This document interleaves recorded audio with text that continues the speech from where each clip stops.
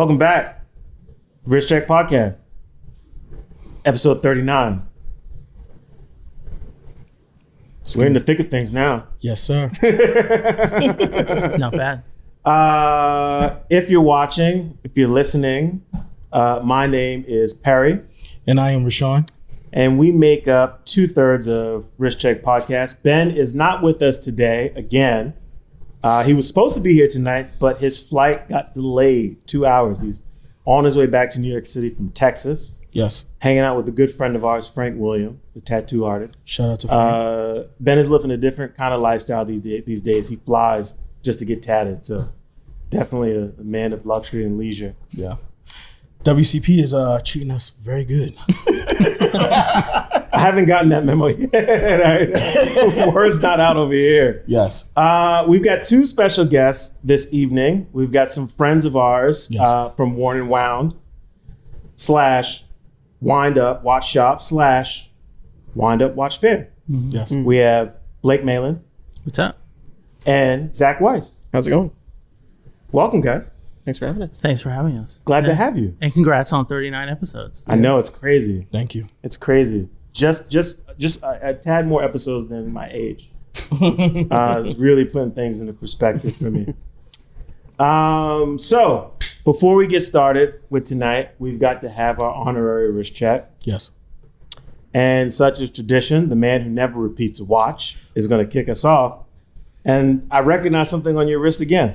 Yes. So I am repeating a watch, but there's always a method to my madness. What's the method this time? So obviously we have these two gentlemen here, and we know that they have a special event coming up with Wind Up, and I decided to actually rock some pieces that are like friends of Pieces. You have Yes. more than one piece? Well, no. Well, I'm talking about like my gear. So, okay. You know, as far as my The fit, get up. Sure. So, you know, I'm rocking my Oris gear. Nice. Got my cap. Got my beer sweater. But it's good.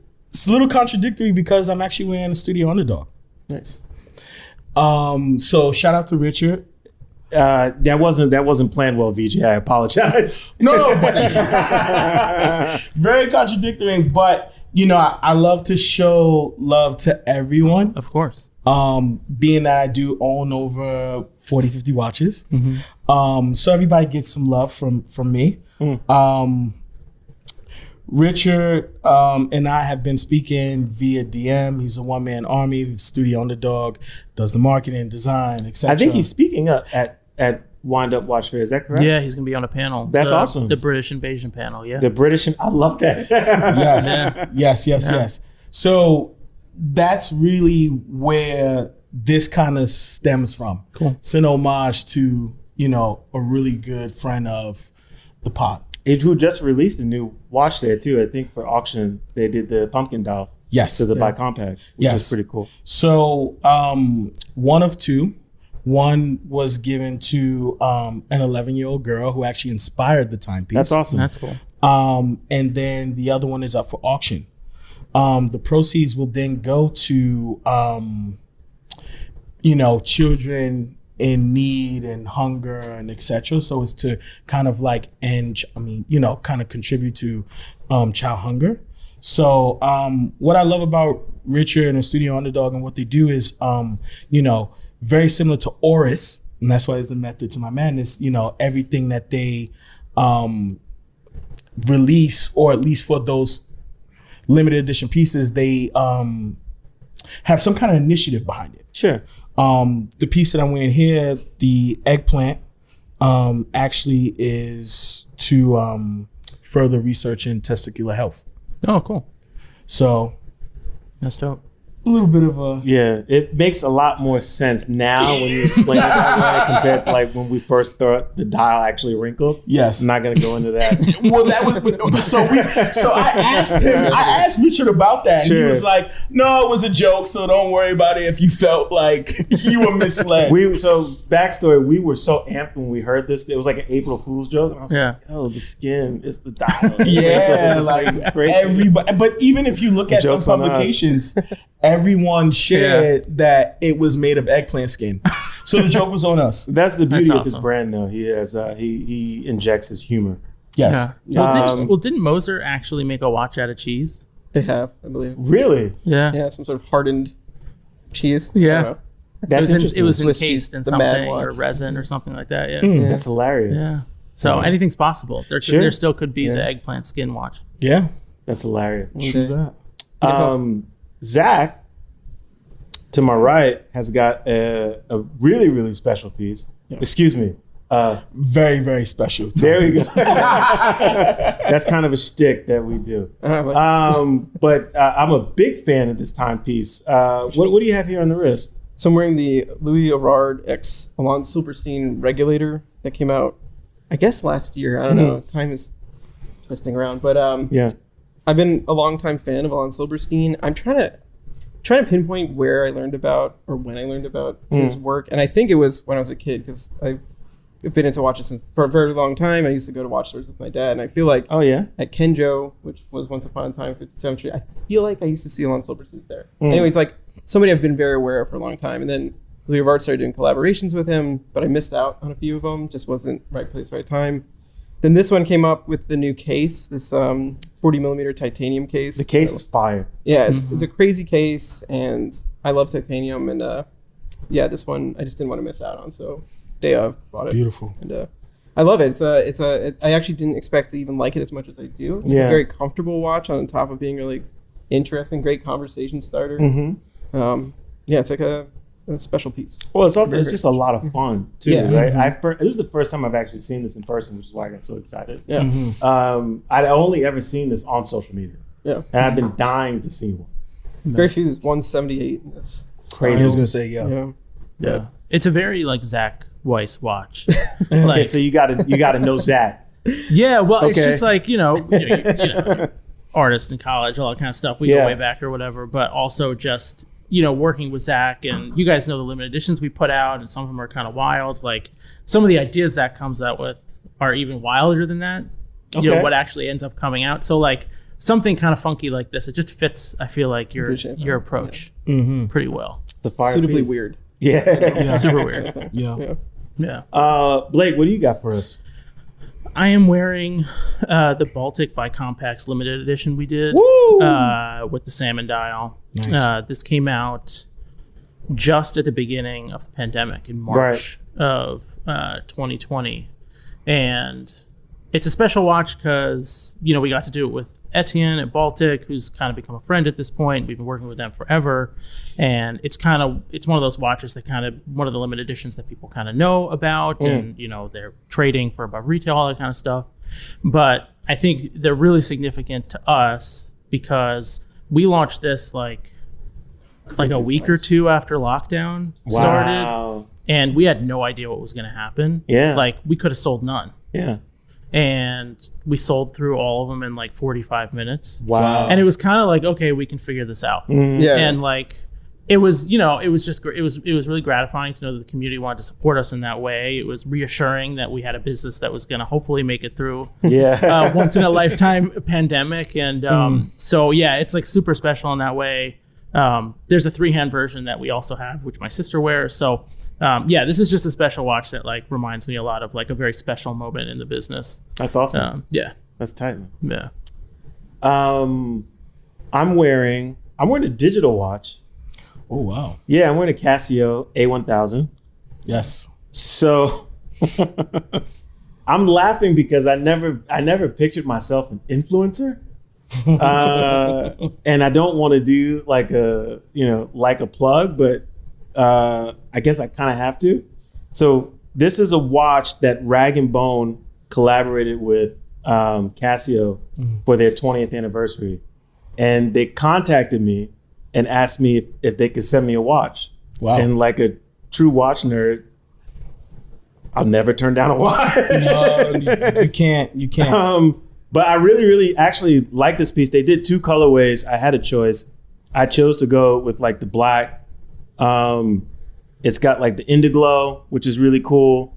And it kind of reminds me of that Bamford G-Shock, Yeah. like the whole color scheme and stuff. And the Casio A1000's classic piece. What's cool about it is, for me at least, it's kind of like there's something to feeling like to being able to leave your house without a watch, but with a watch on. Yeah. Feeling like you're not wearing a watch. And I just totally forget that this is on my wrist. Super light. And so, but what's nice about it is when I do want to check the time, it's just like a nice reminder. It's like, oh yeah, I forgot I had that little thing. I think it's nice. Yes. Super sleek, cool. I'm actually really, really enjoying this because I've been taking watch collecting maybe a little too serious lately. And this was like a nice reminder to just have fun. Yes. Great gift from Rag and Bone. I appreciate it. And I'm actually wearing it. I'm enjoying it. It's nice. Yeah. Gives like a little tie to, you know, where we started from as far as in fashion. Sure. You know, so in fashion and, you know, kind of like connecting, like me even speaking about just like what I'm wearing and like what it means to me to connect with my timepiece. Very similar to what we're all wearing on the couch is like something niche, different, something that we don't have to take seriously. It's a fun watch. It's a witty watch. Well, it's the beauty, I think, is in using watches much like anything else to just express yourself. Yes, 100%. So, Yeah. all right. Let's get to it. How'd you two meet? you guys are building like a conglomerate right now in the watch community. Yes. Very much aware of the brand before we met. Didn't know you were behind it. You're more camera facing. Yeah, because I've seen you in the video. Unfortunately. Yeah. Not by choice. Somebody's got to do it. Yeah, somebody's got But how did this partnership come to be? Yeah, I can take a stab at it. Go. Yeah, we've known each other for a while. So we went to Bard College together. Oh, okay. Yeah, and we lived down the hall. Zach became fast friends with my roommate. They both like to drink a lot. And Respect. And smoke cigarettes and watch movies. Yeah, there we go. So I became friends with Zach sort of through that, and we just kind of were close friends throughout college, and then we kind of picked it up after college. He went to grad school in Chicago for a few years. And when Zach came back from grad school, I had been working for a few years. He was just getting back, and I kind of wanted to buy a watch for I had a few $100 to buy a watch. Can I ask a quick question? Yeah. Very quick deviation. What were you guys studying? I was a studio arts major. Studio arts. Yeah, political science. Political science. Okay. I just wanted to put that in perspective because now you're running like a watch company. Yeah. Yeah. Yeah, no, nothing. Well, your job has a lot more to do with what you studied than mine. Yeah, I mean, in grad school, I went for industrial design. So Oh, wow. Okay. that's definitely, Yeah. but no business. No, that is figuring out as we go. Yes. Yeah. But yeah, so, you know, I wanted to get a watch, and you were like the only watch person I knew. So we started poking around, looking for watches in the price range. And at the time, sort of the landscape of watch community was very different than it is now. It's so much more robust than it is now. Or it's much more robust now than it was. I mean, back in the day, you had really vibrant communities on like Watch You Seek and Time Zone and things like that. But those could be kind of like very difficult to penetrate. They were very nerdy, very kind of like watch nerdy. So not a lot of folks were really taking the time to kind of tell stories about watches and present them, you know, with really beautiful photos and things like that. So especially in sort of the more affordable price point. Right. So we just kind of, I think, out of boredom. I mean, again, not to like focus too much on drinking, but we were like drinking beer and playing video games in our spare time, and we're like, we should do something else. Yeah. So we bought a few cheap watches and wrote about them on a little blog. Wow. And that's sort of more or less how it started. Yeah. I just had a really good response quickly, but we had literally no aspirations. So like any kind of feedback was incredibly exciting. Right. So it was pretty easy to keep going because, you know, just the dopamine rush of people being like, thank you for writing about a Seiko 5 for a change, you know? Yeah. It's so funny that like you could choose like a timepiece and it means something to you, but in the grand scheme of things, like watch collecting, especially at that time, you're probably thinking like, no one wants to read about this stuff. And then like someone is like, been waiting for you this whole time. Yes. No, I mean, our first articles were about like the Braun watches, and I had a thing for Issey Miyake watches and like the stuff from design school, Nixons and Seiko 5s and Timexes. And I mean, yeah, I remember one time I bought 3 watches. I think like on Amazon, the total was probably like $150 for the 3 watches. You know, Wow. like No. just the cheapest stuff we could. Because I mean, we weren't making money, and yeah, it was just realistic that like it's what we wanted to read about, so it's what we wrote about. Yeah. And, Yeah. yeah. In some of the first stories that you two were publishing, sort of what perspective were you taking in the writing? Was it more from a design lane, or were you guys already tuned into like movements and make and materials? Like what was the direction sort of? I think it was definitely design driven. Yeah. It was like thinking about aesthetics of it all, learning a little bit about, you know, the history of the watches, if there was one, and kind of deciphering, you know, like it's a field watch, it's a pilot watch, like putting that language in there. But yeah, it's really aesthetics. Yeah. I think it's kind of, you know, at that price point, if you're looking at a Timex pilot watch or whatever, it wasn't like the most incredibly made thing on earth, like comparatively, but it looked really cool. Yeah. And Yeah. like it potentially looked really cooler than stuff a lot more money, because they were like being playful. You know?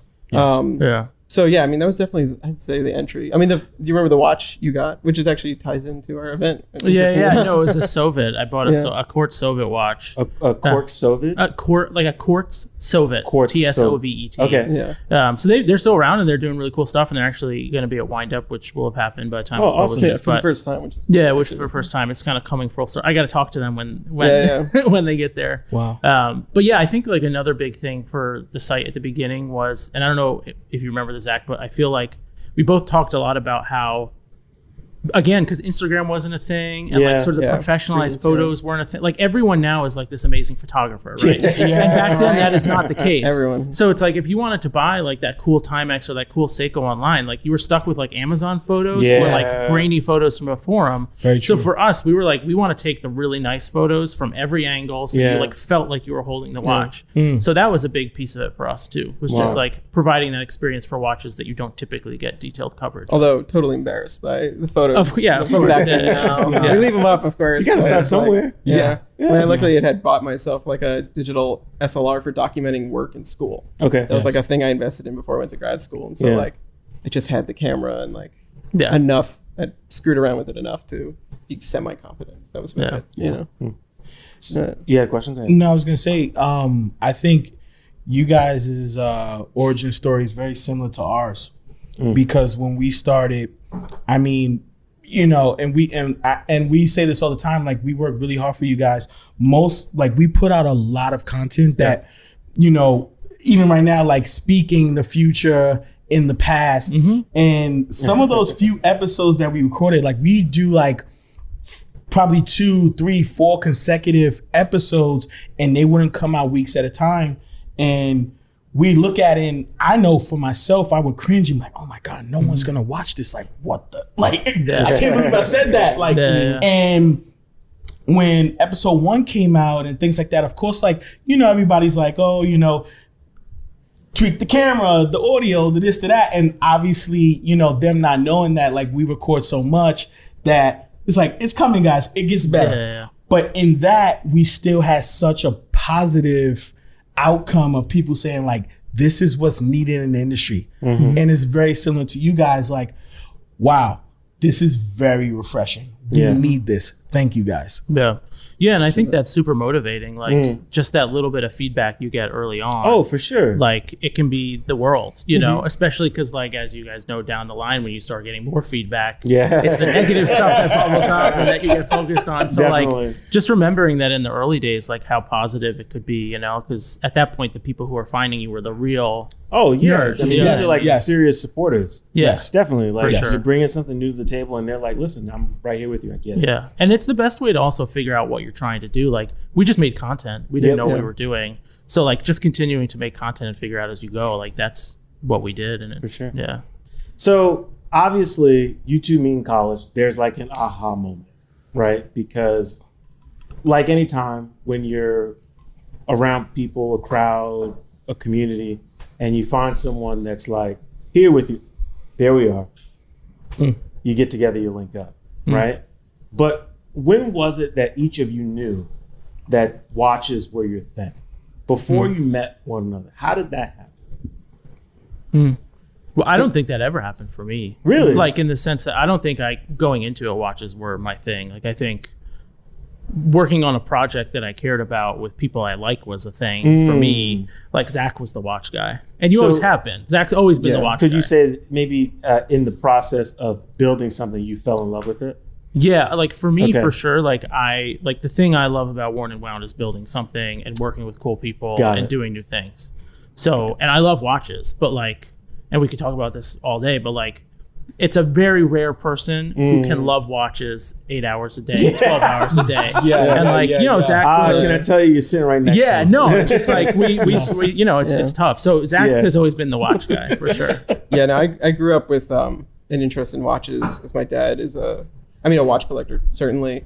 I think you'd probably think the way that people collect now is insane. Sure. He had a very nice but small and very selective collection of watches with some beautiful pieces, of course. But it's just something we bonded over. Like we weren't like a sports family or anything like that. We were into cars, but grew up in New York City, didn't actually own a car. So we just walk around looking at nice cars, we go to the car show. And then watches just was always a thing. Like I really don't have a memory of not wearing a watch. Oh, wow. Like I've had them since I was a little kid, like Flax and things like that. I still have a box. It's in the office now. I've been looking at it with some of our employees, like some of the hilarious weird watches I got, when I was in like elementary school and stuff like that. Like I had like a Joe Boxer watch that was filled with liquid and numbers floating, like ridiculous weird stuff. That's so But I've cool. always worn a watch. And then, so I went to college for art, and I remember there was it was right when I was a senior. This watch, the Nuka Zoo. Do you remember that? No. It's not around anymore. It was by this. It was a digital watch brand. We're gonna have to pull that up. They were awesome. Yeah. I hope you can find it because the brand is no longer around. But it was founded by a New York-based designer named Matthew Waldman, and he made this beautiful, like steel rectangle that displayed time in like a different way. Like it didn't just have a number readout. It had like blocks for numbers, and it designed his own module to do this, which frankly is still insane now, knowing what it takes to make a digital watch. Nobody's doing that really now. Maybe a couple people, but and I was just obsessed. And like that was, and then my parents got that for me for my graduation birthday, present, or graduation present / my birthday's in the summer. So it was like, inexpensive by the standards that we spend on money on watches now, but a few $100, definitely like the nicest watch. And that was just like, that kind of sealed the deal that I just loved watches. Went to grad school for design. Didn't really do anything with watches there, but the second I got out of school, I started messing around like the CAD programs I knew how to use, designing watches. And I applied for a job at a company in Brooklyn that I did not get, but I tried to get a job at a watch company. I actually had some viral success with a design of a watch that used like rotating digital displays before there was this word smartwatch existed. Wow. And so people were like, it's a watch with widgets on it. And like it got all over the design blogs and everything. I've been obsessed. And then, I needed a watch outlet. So Worn and Wound was it. Maybe it'd been a few years later, would have just gone to Kickstarter or something, maybe tried to do a brand, but at the time that wasn't so viable. This is like Kismet almost, right? Because here you are, a long-time watch enthusiast, collector, I guess I could say, even from back then, and you got the bug, you got the itch, you're like, I got to do something with this because it's always going to just nag at me. And you meet Blake the Builder. It's gonna. I thought that was pretty good. I'll take it. But no, seriously, you meet someone who is passionate about creating things, building something, right? And then you guys come together and Worn and Wound. Is made. And this is maybe jumping ahead a little bit, but shortly after we started Worn and Wound, we have a third business partner, James, who's not here, but like he really pushed the product side too, which is sort of like another evolution of the business. So like, to your point about sort of like stars aligning, like for him to step in and be like, I want to make products, I want to sell things. That's awesome. Like he really pushed us, I honestly think one of the biggest mistakes I made in the business was like Zach and James were like, we should start a store, and I was like, I don't know, guys, that's it. And like, You sound like me. yeah, no, like honestly, like we would have been way ahead of the curve if we just did it when James and Zach told us to. So, but yeah, no, it was definitely Not that like we kind could have of afforded it at the time. But no, we couldn't afford it. But yeah, no, it was definitely like stars aligning for all that stuff. So you guys get together, you start wondering, wow. You know, like anything, I think it probably typically starts as a hobby, and then it turns into a project.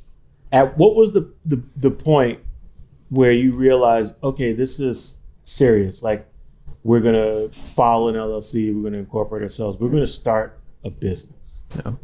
I mean, that came with, you know, like I said, so we partnered with James, and then these conversations kind of turned towards like, we want to make straps, we want to start a store. We wanted to do American-made straps. Like, you know, there was, I mean, once again, the landscape was totally different back then. So you had a handful of online strap stores selling, you know, like Hirsch's of the world, and Hadley Romas, and just these big established brands that had always been there, and like the almost micro strap scene. I don't know if that's coined yet. That is a thing. Yeah. Strap scene.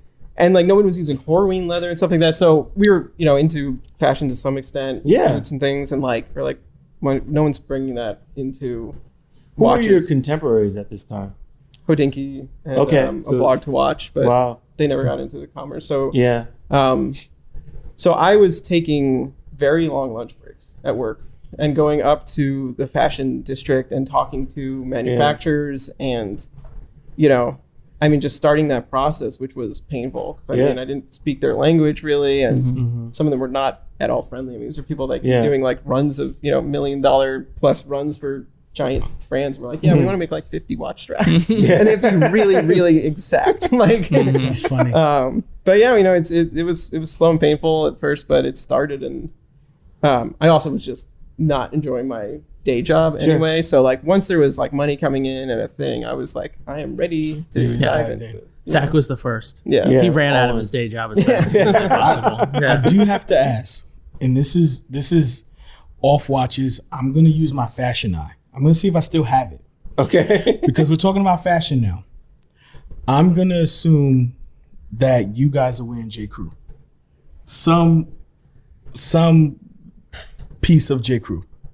I have J. Crew. What I'm wearing is not J. Crew. Yeah, same. But definitely brands like aligned with J, like in similar. You're not off base. I was gonna say like, cause I mean, I can see the hand, the broken in chinos, like even So I like think the what Oldie he's, boots. It's like it's kind of still has that. What I think he's referring to is it is an interesting note, right? Yes. Because I imagine that if we had to date this period, this was probably 2014, between 2012 2014, somewhere around there. 100%. Right. And so what he's referring to, what was happening in fashion, J. Crew, and you know, this is a watch podcast. We're going to deviate a little bit, but there's a point here for those who are listening and watching. Yes. What J. Crew did for menswear, was they sort of reinvigorated a conversation in terms of design. I feel like, and sensitivity to design. I'm trying to figure out how to say, I don't want to say necessarily from a male perspective, but for lack of a better description, I'm going to have to use that. Right. And so it became like not only acceptable, but it was pushed. It was like a thing. It was like, no, like men have an eye for design. And this is, especially a New York man. Yes. Right. Which is different from like a Chicago man, which is different from like a Los Angeles man. Like it was a very specific and intentional perspective. Yes. And at this time, this was when I also fell in love with watches again, because J. Crew, they were doing their like Timex collaborations and stuff like that. That's how we met. That is how we met. That's why I asked, because that's how me and Perry met like over 10 years ago. Yeah. So it just seemed like, you know, from a male consumer perspective, there was more attention now being paid to design. And I could see it at this particular time, this was when you guys were also experiencing a lot of interest and even perhaps some growth. Yeah. Yeah. I mean, I think 100%. for us, like we were, not to speak for you, Zach, but like we were very into like I think like heritage Yes, wear yeah. and like like we were right there. yeah, like, like Wolverine Yes. boots and like Filson bags and waxed canvas jackets and things like that. Like that was what we like. We were really obsessed with It was a special time for menswear. Barber. This period. Yeah, It was. exactly. Yeah. Yeah. So like the first drops we made were very much in that vein. I mean, and we were talking to people who were making those kinds of products in New York. So it was cool. And our we're watch kinda, roll, like Yeah. Oh, yeah. we started with Halloween too. Yeah. You guys have a connection with Chicago too. Yes. Yeah. Well, we do a fair there. Yes. And we've been using Horween from the very beginning. Yes. Um, Which the factory is in. yeah, Chicago. it's in Chicago. and we've been there. And I actually went to grad school there. But Yeah. So- But yeah, no, that was a big influence. And I think also for us kind of talking to watch brands and trying to like communicate our perspective, I think one of the things we were really trying to champion was like, they might not be your typical luxury watch consumer, but if you see a young man who's wearing a $400 pair of boots and a $600 barber jacket, he can afford your watch. 100%. And he wants to look good, so you try to sell him your watch. Yeah. Yes. Yes. And I think eventually brands have come around to that, but that definitely took some time. Yeah. That was not, people didn't get it necessarily. No, they didn't. And I think, having spent some time and speaking with you and being familiar with the brand, you guys came up at a very particular time too. Like when I think about watch collectors during that time, us excluded, Yes. right? You think about guys who were traditionally very mono-branded. Mm-hmm. And I think during this time with what you guys were doing, especially having an eye for design, this is when the idea of being multi-branded really started to take place. For sure. Which I think goes back to what you're saying about J. Crew, because J. Crew was, they became who they became in menswear because of these multi-branded stores and inviting other brands into their spaces and sort of curating a space. Yeah. And so I think that's very interesting to talk about, like, the guy that's wearing like a pair of Iron Rangers or a pair of, Chippewas, like, it's not just a pair of boots. Yes. There's he specifically sought out that boot that cost $400.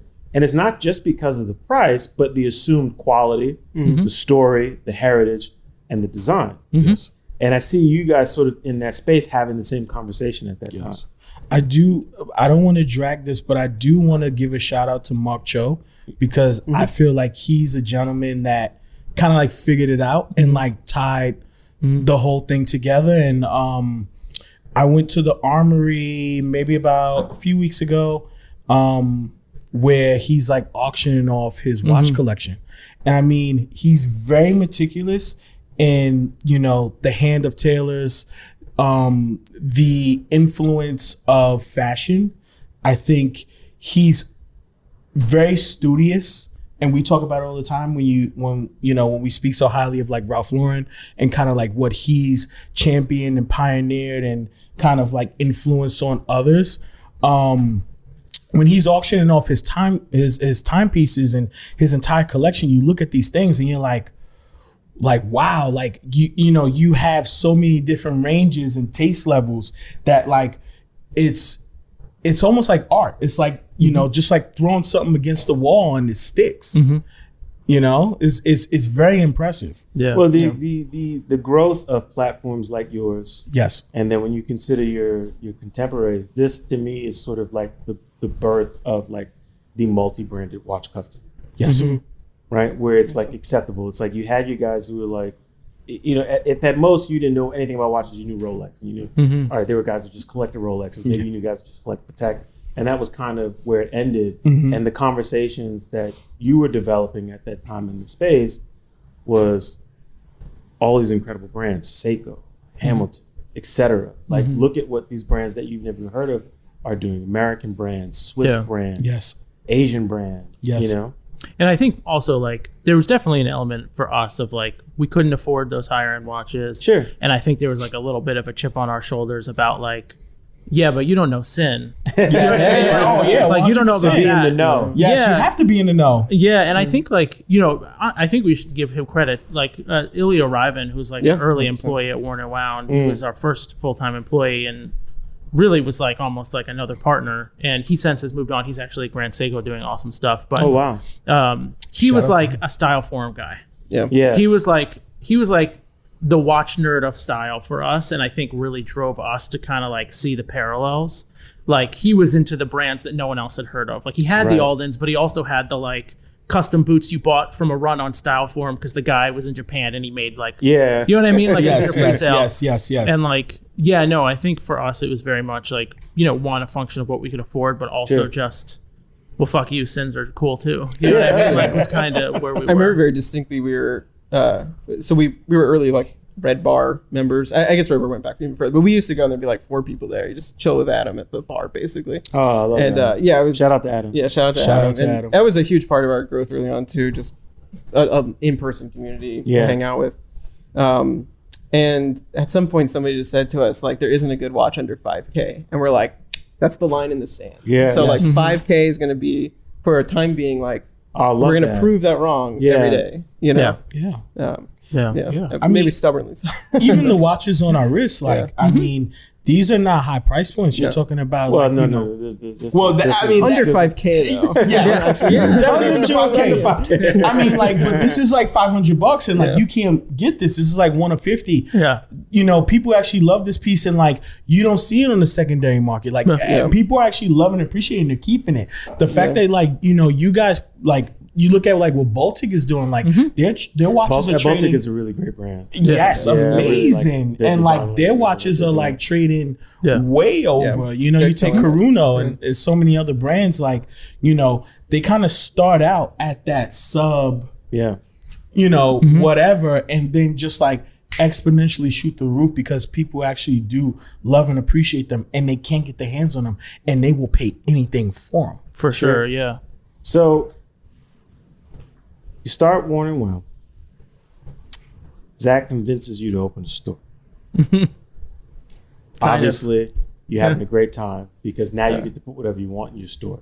But at some point, I know and I can recognize that someone who's into design probably wants to make their own watch. When did the collaboration start coming to play? How did that happen? Yeah, so God, I wish I could remember the exact year better, but I do remember obviously the watch. What was the watch? It's an AV8.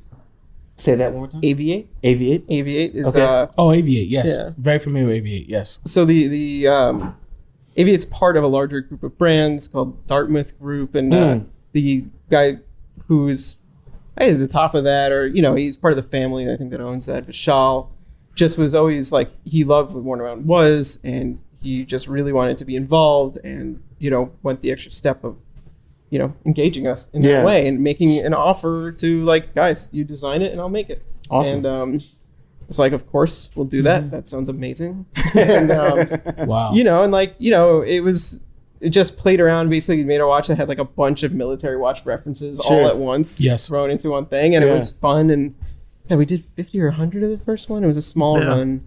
And I remember them selling and being really astounded. Yeah. Like that was a huge deal. Yeah. Because it's like when you're used to selling straps for, at the time, $50-$60, and you start seeing that like $200 watch money come in. Man, we really did something right, good. Yeah. And I can say definitively the person who wanted to design their own watch was Zach. Yeah, of course. That's amazing. That was a Zach thing. Yeah. And it kind of, it went from there. We did another round with AV8, and and then we started talking to Jorg Schauer from Stova. Okay. Who has since moved on, I believe. But he sold the company. Stova is like it's one of those brands. Like once you learn about Stova, you're like the value is here. These incredible watches. And Jorg was just really receptive to it, and so the first we ended up doing 3 limited editions with Stova. And I remember just being the first one was like, this is a dream come true. Yeah. Like there's a warning my own Stova. Yeah. What does that feel like now? You guys met in college and like you started this thing, because I imagine there's always like these moments that you have, like even because we have them, and it's just like, what is going on? And so now you're talking with watch brands and you're designing watches, and the reason why that's so significant is you realize, okay, wow, someone really cares about my opinion. Yes. Yeah. No, 100%. I remember being in Basel World we were working with Jorg over emails about the watch, but we used being in Basel to kind of like really push the conversation and look at samples. And like, I think there was a moment of like Jorg having a sample in Basel World, looking at the watch together. Because the other thing is like, I don't know how like familiar you guys with Stova or with Jorg, but he's like, for the real watch nerds at that time, like he was an icon. Like, like he used to come to Wind Up. Again, he sold Stova since then, but like he would come to Wind Up and the doors would open and people would run to his booth. Yeah. Like he's just like this really significant, like small independent watch brand figure. And like to be able to talk to him and like look at a watch that we were designing together was like, we're not like worthy of being at this table with you. Like, why are you doing this with us? And he was excited, like genuinely excited. Yeah. And then you launch it and it sells really well and he wants to do another. Like, of course. It's just awesome. Like, no, I think those moments are like, it's like, I can't believe we're actually doing this. You know what I mean? Yeah. And so I want to move to staying on topic, but you got a watch on your wrist that was a Warner Wow collab. Can we take a look at this? Yeah, sure. Yeah. You want me to take it off my wrist? Please. All right. Yes. Yeah. The so bracelet tell us, barely how did this come about? What happened? Yeah. Because Baltic is a brand that has been on the rise for the last few years, and I guess I won't say it's a household name, but amongst watch enthusiasts, it is. Like if you know, you definitely know now. Yes. So I think the story, the story with Baltic and how we kind of first started writing about them and everything, I mentioned one of our writers, I think, saw them on Instagram sort of before they launched. We were all like, they are kind of doing that vintage thing right. Because at the time, vintage watches were, it was the trend that was happening, but like when somebody did it better than someone else kind of a thing, you took note. And they got the sizing a little bit better and the details, like, so we reached out to Etienne, got the samples, and then very early on, like he's on one of the very first episodes of the Warner podcast, like probably within the first 5 that we interviewed him. Okay. He was at our first Wind Up watch fair. We just, hit it off with him as a brand and just loved and really respected the watches. So yeah, I don't remember honestly if we approached him for the LE or if he, or just came up organically as these things kind of do. But, the idea of the collaboration just, organically happened. And I think we were the first to do an LE collaboration with him. But, working with different brands, like everyone has different methods. Some brands you get a lot of freedom, some I don't. With them, it was really like, what do you want to do? Like, we'll do it. Which is fine. So I just like, well, like in the sense that like I didn't get to design anything, but like gave him a suggestion. But that's fine too, because we want them to be happy. Sure. And we'll facilitate. So I was like, I just want a salmon dial Baltic. At the time, salmon dials were not as common. I started seeing them pop up on the higher end. I was like, I just have an inkling that people are gonna go nuts for that. Yes. I kind of dig that design process though, because again, not a household name, but if you know, you know. And Baltic has a very specific design language. Yep. And so what that says to me is that they kind of guard it. And I kind of respect that. So it's like, listen, we'll collaborate with you, but we're not gonna open the floodgates. Like this is gonna be very controlled. And I have to kind of respect that for a micro brand that's as young as they are to really understand and know who they are and say like, we are definitely open to collaboration, but we will not for anyone sacrifice our DNA and who we are. And I respect that. Yes. No, 100%. And we were, when we saw the sketches, because that was their first sector, they like changed design. I was like, oh my God. Yeah. Like they did a lot more than I thought they would. They didn't just make it salmon. Like they designed something new. They really, and there were like options. Like, do you want A or C, B or C? And like, so there was some level there of decision making, but it was honestly a great process. It took a lot of the load off my back too. I mean, then we have brands like Zodiac. I think I'm wearing their hat right now. And they like let me do whatever the hell I want. Sure, and it's great. And then they'll be like, "That's not possible." Then we'll go back to the drawing board. So I was gonna ask, how wild do you go with design? Like, you kind of present like, "Hey, this is my vision," and like, I kind of want to bring something different to the market because we want to separate ourselves from the rest. Like, like you said, there's some brands that will give you, full reign, and there's others that just like kind of monetize your creativity.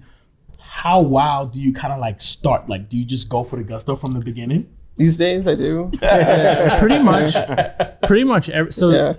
Every time you create like a design brief, Zach creates a design brief, and he kind of walks me and James through it. That's the process. Like, Zach's the designer. We don't design things like Zach does it.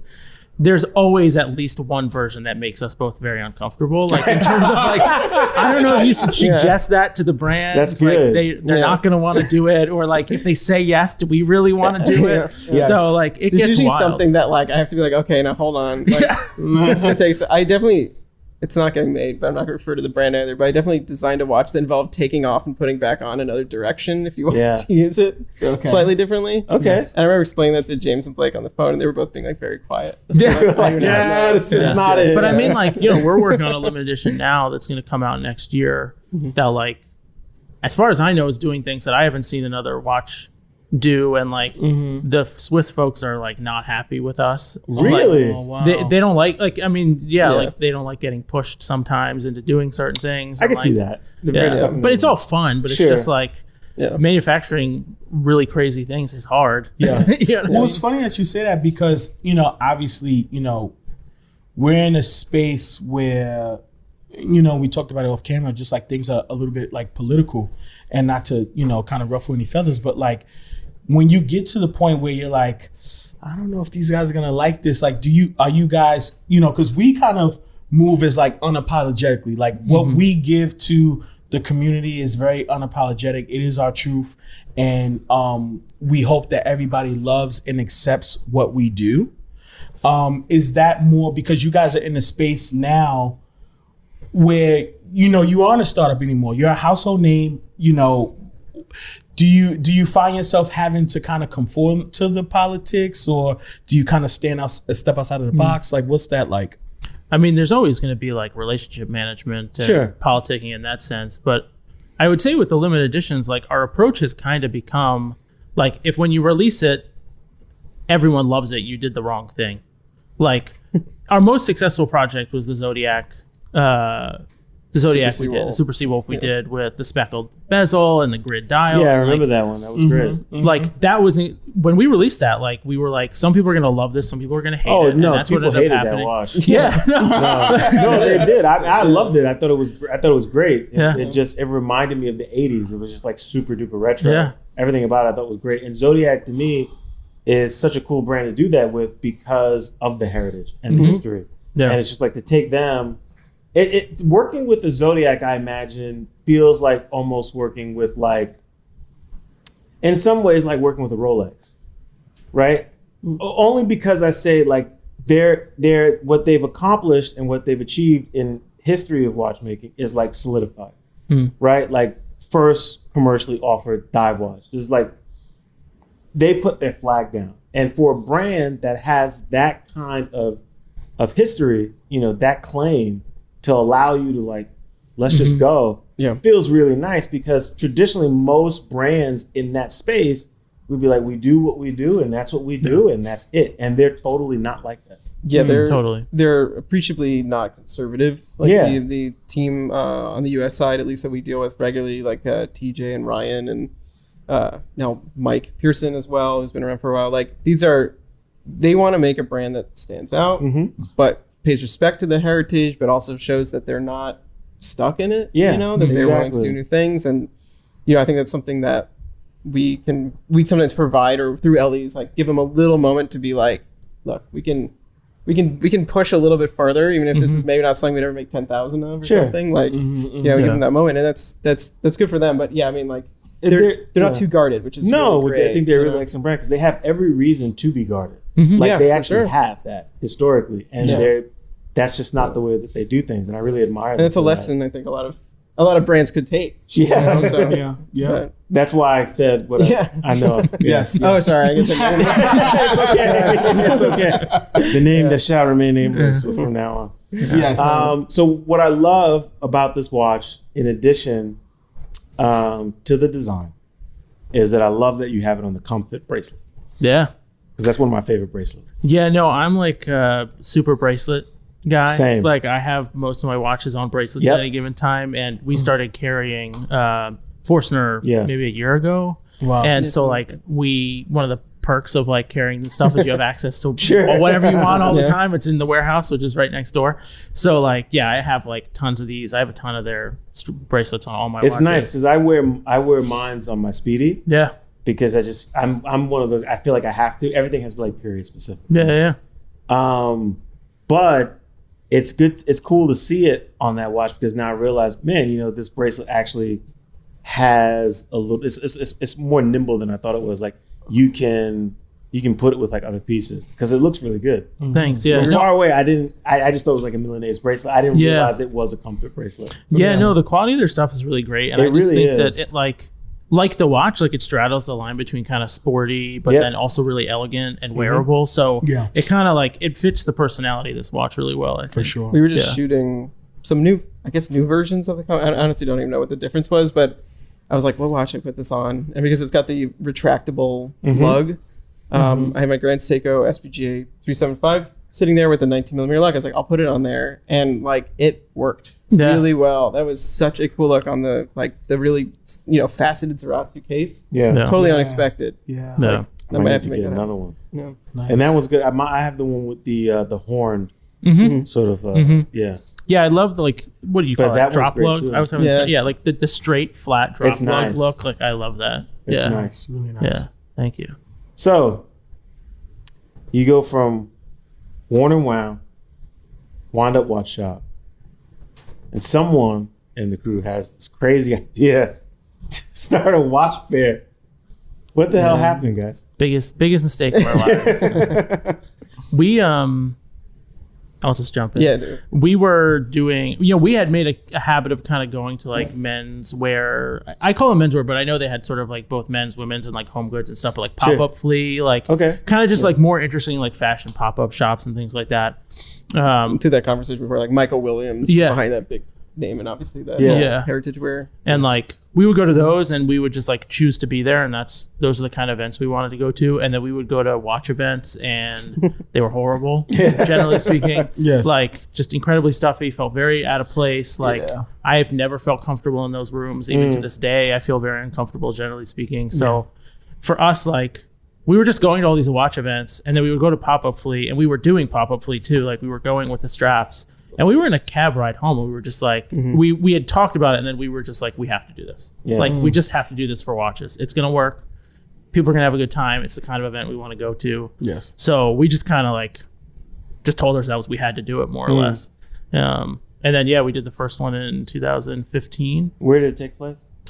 Down on Worcester Street in what then Patagonia. was a previous Patagonia store, if you remember that. Oh, wow. Yeah. 101 or something. 101 101 Worcester. Yeah. Which it's now. Like I remember outdoor that space. store, actually. Yeah. It was a nice storefront. Yeah, it was beautiful inside. Yeah, and we had 14 brands, I think. Wow. Oris was one of the first brands that ever did it. Shout out was to there. VJ. Yeah, exactly. No, VJ. Honestly, like shout out to VJ. He's a VJ's been legend. an early believer in what Always we were doing. is. Yeah, Yes. always He's is. just the guy. Yeah, Seriously. for sure. Yes, So so that's how we sort of decided to do it. I think we honestly just hated watch events, and we loved those events, and we were like, this just makes sense. I love that. You hate watch events. You're like, you know what? We're going to do our own. Yeah. Very similar to our meetup and our live show. Because we speak about it, and it's like, you go to these watch events and like, people, and although like, we are, figures in the watch community, you still kind of feel like the first day of school. You kind of hold the wall a bit. You wait to find somebody or you kind of roll with your crew. And then like, you guys kind of stick together, or, you stick together and then you divide and conquer. Yeah. But it's still kind of like that thing. But very similar to like your fairs and our events, you can kind of go and it's very, very open. There's so many different people, social classes, levels of collecting, levels of like knowledge. It's a safe space. Yeah, for sure. And I think it's something that's needed. Very similar to like when we had JJ on the show, like she spoke about it, she said like these things have always existed, but it hasn't been prevalent and it hasn't been on the forefront. Yeah. Now you have people that are championing it and saying like, this is the way it should be. Because remember, this is all monetary. We don't need this stuff. if you have it, you love it and you enjoy it and you express that. Nothing past that. Yep. You know, if you come in, I'm better than you because I own this. I'm like out the door. And that, no, totally. And like that was like a big piece of like when we started Wind Up, like, and it's still like this at the event. I mean, everyone is presented in a very even playing field. You can go in and you can go look at a brand that's selling watches for $5,000 that have been around for over 100 years and look at a brand that started 6 months ago. And if you don't know anything about watches, you're evaluating those two products on the merits of what you're looking at in front of you. Right. That has always been a big piece of it for us. And Just part where we also kept it free and open to the public. yes. Which, you know, No, that's always been a big piece, and just like making people feel comfortable. Like we just don't want people to feel like you're coming into an event where you have to like, oh, can I touch that watch? Like, am I allowed to look at the watch? No, it's on the table. Come pick it up. Yes. And Now, the person what you're talking year to was owns the this when company. you did the first one? 2015. 2015, yeah. Wow, so it's been some time now. Yeah. Yeah. Had This not is been our for COVID. I mean, we'd be. I mean, yeah. We'd be several more. We missed like 3 or 4 shows. yeah, we but- missed like 3 or 4 because of COVID. Wow. But yeah, no, this is our 8th year, I guess it would be, right? It's amazing. Yeah, something like that. So in Yes. those early days, what was like the benchmark for success? I mean, sometimes, you know, you go out, you have this idea to do something and you say, we're just going to do it, right? Yeah. And correct me if I'm wrong, but I assume you're just like, let's just do it. You're not thinking this might grow to be a thing we'll do annually. Mm-mm. No. So wanna what fail. was the moment when you said, okay, success, we're going to do it again? Yeah. I kind of remember for Yeah. the line. Like there was a line at the Yeah. opening of the event. It's always a Yep. line. you know, Yes. Yeah. that was a Yes. huge deal. Yeah. We had no idea that was going to Yeah. happen. And like, I just remember that weekend, sort of somewhere between the middle of the second day when like we just had a lot of traffic day 1, a lot of traffic day 2. And it was just like, you couldn't be stressed out about it being a failure anymore. You're Yeah. like, this is just a success now. Yes. And like, honestly, like we are very bad about celebrating our success. Like we're incredibly negative, like pessimistic people. Oh my god. So like when you're confronted with just acknowledging your success, like Yeah. that is a very unique feeling. Like, It I think is. especially for us. Yeah. So like that was huge. Yes. That was Wow. huge. Yeah. Yeah. Celebrated that with was karaoke. yeah. They're Very drunk and very awkward. Yeah, I was about to karaoke. say, I know there was some spirits involved. Yeah. Yes. Yes. Yeah. Yes. Absolutely. Those Yeah. early shows were also just so brutally exhausting. Like, I mean, Yeah. the tear down. There was one Yeah. where we were there for hours peeling stickers off a window Yeah. because the window guys never came. Oh, Yeah. wow. Sure, Like, yeah. we had to turn it over in New before York City, midnight. you know the vibes. Yeah. Man, it was brutal. Yeah. Brutal. Yeah. Long Well, events. yeah. I remember like because we did that first show down in the storefront, and then we moved over to Chelsea Market, which like having an event in Chelsea Market felt like we did it. Like Yeah, this is sure. as big as it's ever gonna get. And then it's like now we're moving out of it, and like this year's Wind Up is in a space that's like twice the size of Chelsea Market, and it's like But not only that, like you guys recently did Chicago, so like Yeah. now you're moving from state to state. yeah, no, I mean What's that been like? crazy. Yeah. Like Just to do 3 in a year. yeah, I mean this we'll do Wow. 3 this year: San Francisco, Chicago, New York, and like you know I say this all the time about like what the difference is, and like in New York, I think a lot of watch people, like a lot of stuff happens here. Like they go to your events, they go to whatever events are out there, Yeah, and like so very they're true. really happy to come to Wind Up. Yes. But when we first went to San Francisco and the same thing in Chicago, people were like, "Thank you for coming here." Like Oh, nobody's doing stuff out here. Yeah. So like it was just that's honestly the best part of it. Is like people really look forward to it. And That's like, awesome. I remember even after the first year in San Francisco, we used to do it in a gallery space. We don't do it there anymore. But like after the first year, people were coming up to the gallery being like, "When's the watch thing happening again?" Which was like crazy. There's a real appetite out there. What's Yes. the response been like from brands? I assume positive because you got some of the same people signing up. Like, Yeah. I know that Oris played a big role in Chicago. Yeah. They're joining you guys in Yep. New York.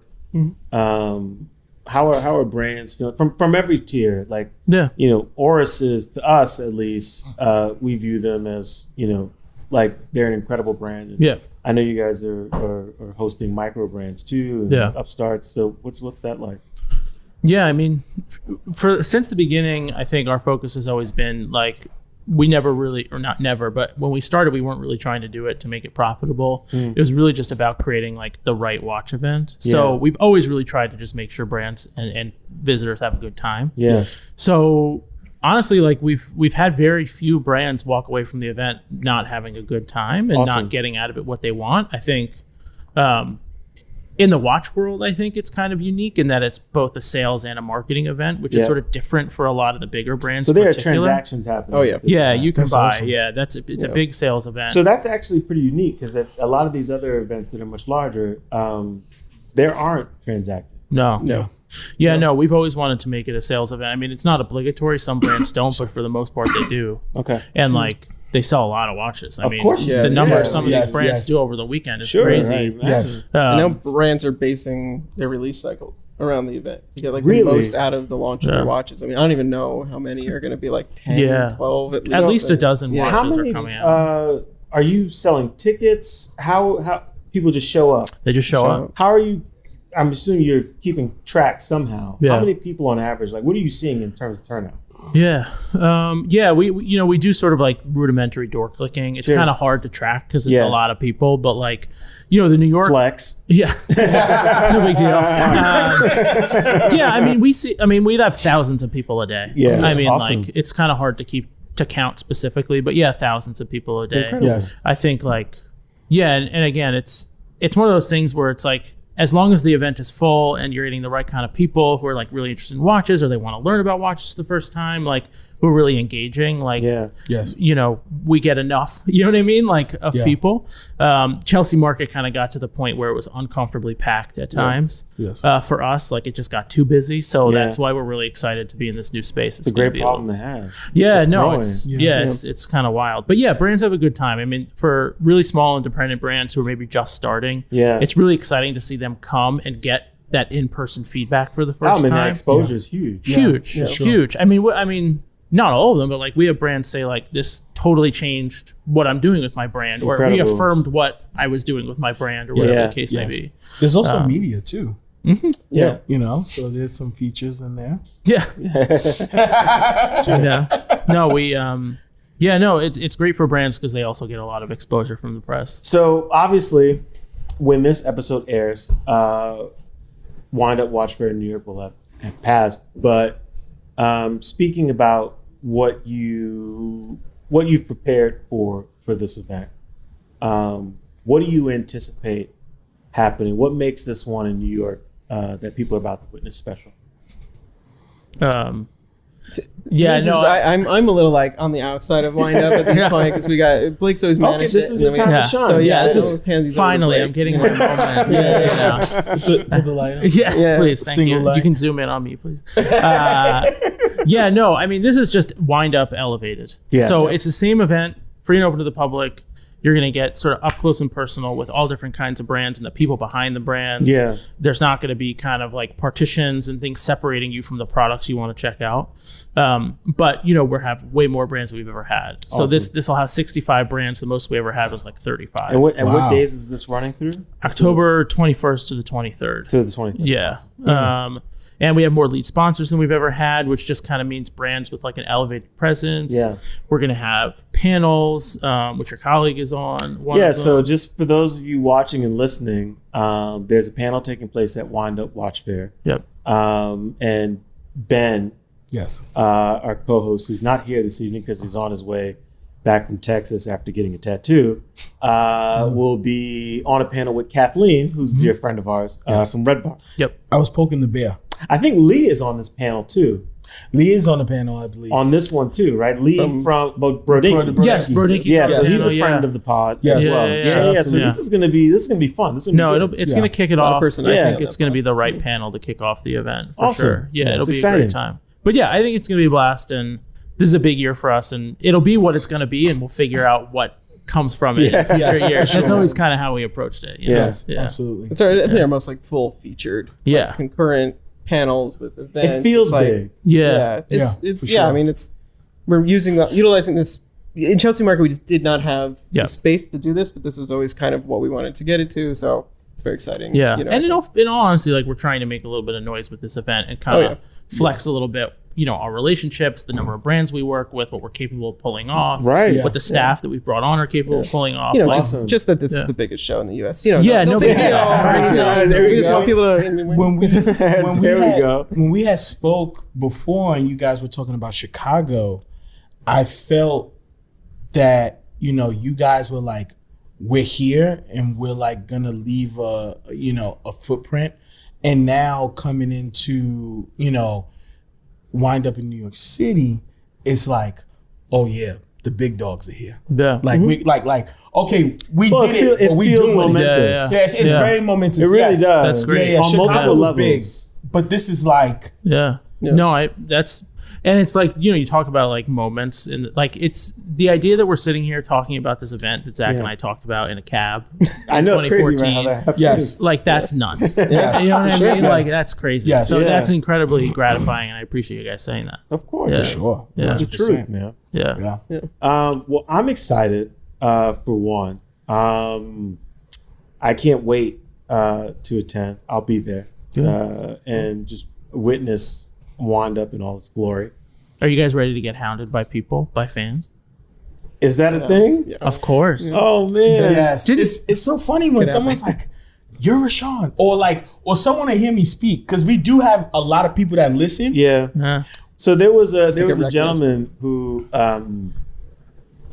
reached out to us recently. He listens to the pod, so he'll hear this. And but Kenneth, if you're listening, who reached out and he listens to the show with his children, and but to hear that, like, he reached out to us on Instagram and said that, and it was very touching, because I never imagined that this would be the kind of platform that a gentleman might listen to with his kids.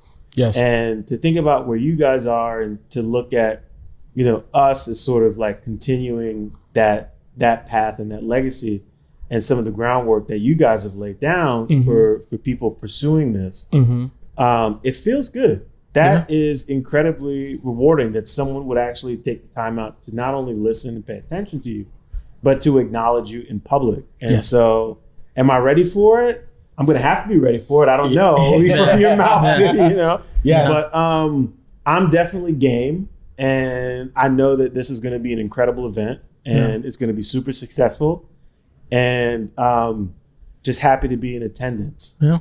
What's next for Worn and Wound and Wind Up? What do you guys got planned for the future? What can we look forward to? A whole lot. Well, by the end of the year, we're going to have 4 more limited edition watches launching by the end of the year. Wow. Incredible. One probably right around the time this podcast launches. Some will be very, very, very affordable. Some will be the most expensive limited edition we've ever sold. Very different styles across the board. Some really fun stuff. And that's as far as we're thinking right now. Trying to get through the year. Wow. Yeah. But yeah, we just want to keep making Wind Up bigger, and we want to keep doing cool stuff with the shop. And we just launched our Adapt watches, which is like a big step kind of in expanding that brand. So, like the way we've kind of got Worn and Wound and Wind Up as a brand, we kind of want Adapt to be a brand on its own. So Awesome. So we just got, we're just going to keep pushing on those fronts, Love this. It's like a really intense growth year for us. So like, hopefully next year we can like coast a bit and utilize everything that it was really, I mean, it's insane. Like from when he was talking about launching that Baltic, which was shipped by the two of us and our girlfriends in the midst of chaos to like now 15 people checking full steam. Like, awesome. It's been a crazy. very intense couple of years. So, and I also just want to say, like, it's very nice of you to say about like kind of how you guys are continuing what we're working on, but from like the outsider's perspective, what you guys are doing, like, you're definitely like doing this project where from the outside it's like, oh, you're much better at this than we ever were. Oh my God. like in the sense that like, I'm incredibly proud of the team that we have, and I don't mean like your podcast better than ours or whatever, but like just like the approach you guys are taking to this and the thoughtfulness behind what you're doing. Thank you. Like, you're light years ahead of where we were when we started. But that's how it is. Someone sort of trailblazes, right? And then you create the lane, and then people follow suit.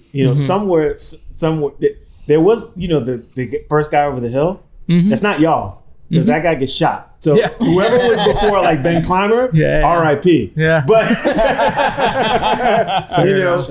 in terms of what you guys have contributed to watch media, watch collecting, there is no this without a Warren and Wow. Yes. You know, that's Thank you. We acknowledge that. That's a fact. Same thing for Odinky. You know, we're fans of timepieces. We're fans of people who appreciate and love these objects as much as we do. And, you know, hats off to what you three have done. Your partner who's not here, and ours who isn't here either, for contributing to that. And for laying it down, man. Appreciate it. Because I can, you know, to hearing the story and understanding where you guys have come from and where you are, we know it's not easy. You know, Yes. when we get these bite-sized stories, it sounds amazing and it sounds incredible, but, you know, us going through it, having gone through it, like, we know, like, there are those times when you're like, man, what the hell am I doing? Yes. What's 100%. going on? How am I going to pay this month? How am I going to do that? How we got to figure this out. But you collectively come together as a team and you figure it out and you continue to push. And Yes. that's where the inspiration is, you know, for like us to do what we're doing. So props. Yes. Thank you very it. much. We Yes. appreciate it. Yeah. Absolutely. It's very kind. Yes. So this has been a real treat. We got to cut it. Likewise. But we'll take this party elsewhere. Yes, we will. In true WCP fashion. Yes, sir. For those of you out there in TV land and radio land, you know where to find us. YouTube, Wrist Check Podcast. Spotify, Wrist Check Podcast. You can watch us and listen to us. We're also on Google Podcast, Apple Podcast, where you can listen to us. Overcast, Pocket Cast, every other kind of cast you can think of. TikTok for the kids. TikTok for the children, Instagram at Wrist Check Pod, and we're now on Patreon, Yes. where we'll be releasing exclusive content. Right now, my episode is up there because you got to pay for that. Yes. But there'll be some more treats coming your way. And thank you for tuning in. We appreciate your love and support. Again, if you have any opinions, positive or negative, reach out to us. We do reply back. We don't shy away from the feedback. We want to engage you. Yes. We want to get to know you. We want your perspective. But until then, deuces. Peace.